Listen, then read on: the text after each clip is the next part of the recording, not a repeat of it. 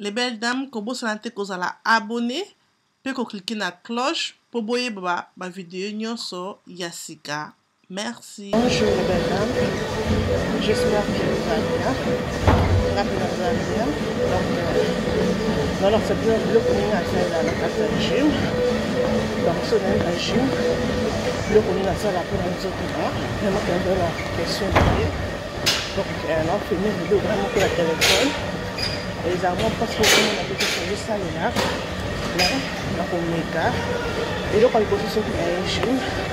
Là, on a fait une machine pour qui va pour aider à la graisse. Donc ça a 30 minutes la machine pardon ça a 30 minutes la machine donc on a fait une machine les alliés donc on a un focus dans le monde donc ce n'est la gym ça a un autre monde quoi les autres monde ça a un autre monde donc il y a les boulots, donc ça, on c'est la catalogue, la machine, la bien. Pour la couper de la graisse partout. On a fait une machine en haut. La machine pour qui met la première. Et la machine de la salle là. Sur la gym. Et donc, on a ça la machine. On a la fatigue. Et l'on a stress et puis ça va casser et à cause de ça les restes on a besoin donc on cause ça là on doit tambour la boyer et on cause ça là on doit kima ce que le mec kima on tambour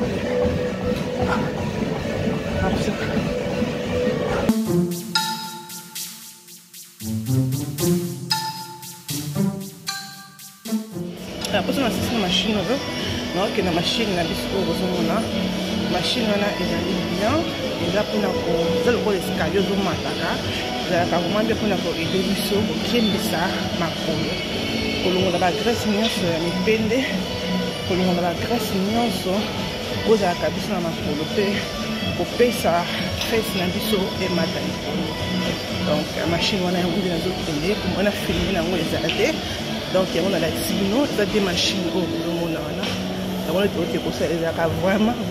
bien c'est quoi escalier automata donc ils ont mis ça face les autres qui me sont donc voilà les belles dames la ici première exercice la première machine on a ce la deuxième machine donc pour ça la théorie on a main na biso ya tangawizi na citron vraiment bien main na biso on a fait la partie lelo vidéo on a fait parce qu'on a vu tellement de questions et on a bien que la on a fait la machine pour nous on a toujours ma casse pour que ceux qui doivent se comporter bakwisi ya kabiso bunene omona ke koma kokangana et on doit ça la petite mamba okuna zo za biso partout na sama peka partout okomona ke tokokita donc machine pour la première machine à l'accident vous allez vraiment très bien vraiment dans la bandana mo pour mon ba graisse vraiment et na tuna mutoki ba graisse dimona na mutoki ça à 30 minutes la machine olo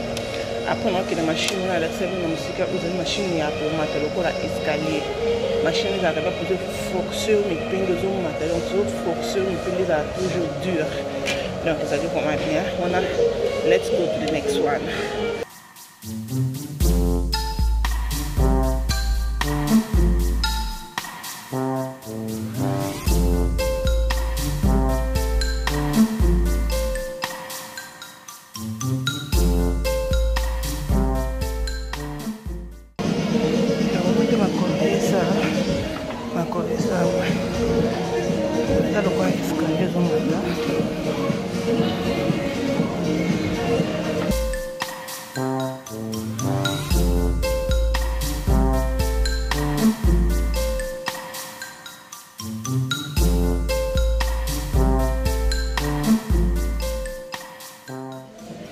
Voilà les belles dames, ceci c'est l'exercice numéro 2 Donc la seule machine là on a comme on va prise passer et on a d'autres travail on m'a collé à la dure sur la zone de la régime la machine au salé d'amour et on a fait la route pendant 15 minutes on a fait la route pendant 15 minutes on même dans un chèque donc nous avons vibré dans ça après négocier la machine moi pas la machine négocier la émettre sur face donc émettre sur face quoi donc on est là qui n'a pas salé là on a fait la machine là on a salé là on a pris manqué la machine on a salé là ils allaient bien parce que ils ont salé là quand place moi ils ont travaillé nous tout le monde parce que ça pour ça que au hôpital tout le monde pas machine pour les vraiment bien. Donc, ma troisième machine, ils ont pour la face. Ils travaillent dans tout le monde. Ils ont pour couper ça. Face, ils ont la forme et ils mettent les colos. Donc, il y a une machine où nous avons la cible. Ok, let's go. On a troisième machine, on a ça là. Comme dans le but, ils ont filmé en haut. Ils ont été dans la donc c'est difficile pour filmer.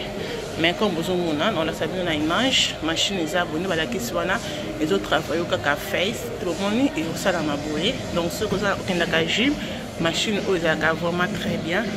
Pour nous, ça la biso shape ya face est là bien. Donc, machine est allée comme ça. Nous avons mon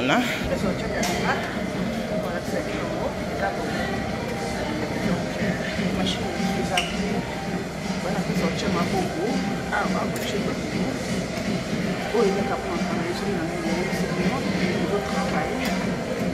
Il faut mettre ça en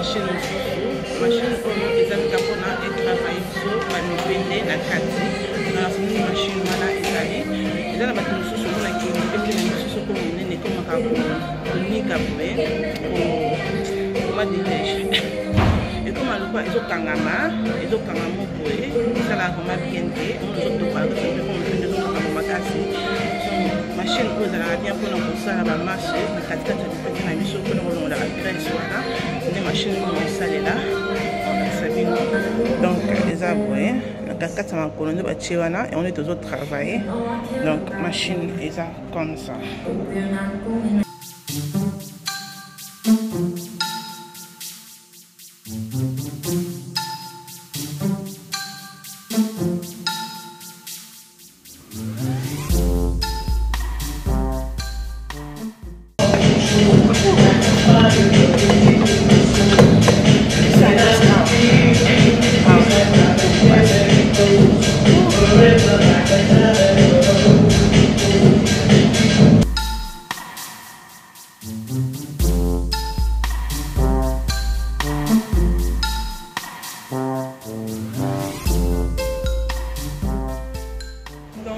Voilà les belles dames, voilà la ici.